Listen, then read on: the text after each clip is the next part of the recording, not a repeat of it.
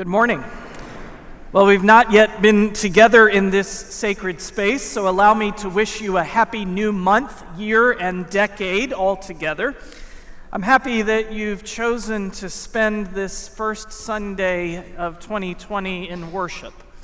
And I pray that this time and space set apart for that purpose will be a source of spiritual nourishment and blessing and even challenge for you. But first, welcome.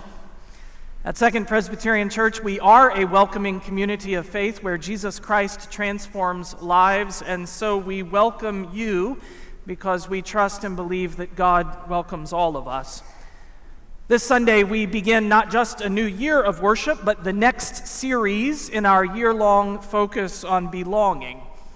For the next 4 weeks throughout the month of January, we'll consider how God calls us to belong, not just to God or to ourselves or folk like us, but to others as well.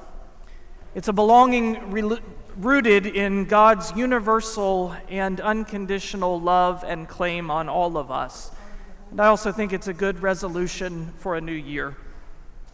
I do want to share with you a piece of extraordinary good news, a cause for celebration on this Epiphany Sunday when we celebrate the light of God shining in the world.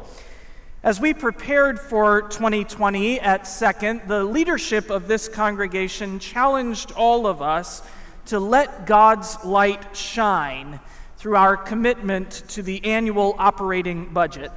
In fact, the leadership of the church invited us to a challenge goal of a 5% increase in pledges and commitments for 2020. And here's the wonderful news. We have met that goal. And here's the even more wonderful news. Last week, we crossed the 7% increase mark.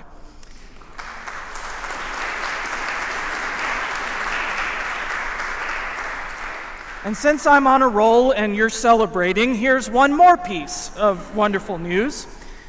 We will gather this Tuesday to set the budget for 2020. And so there is still time to make your commitment to this year's budget. Please hear this from my heart. Thank you. Your enthusiastic, generous, and even sacrificial giving has inspired me. And our church looks to this new year with renewed vitality and deepened hope. So it is time to praise the God of new beginnings. It's time to welcome the gift of a fresh start. It's time to worship God.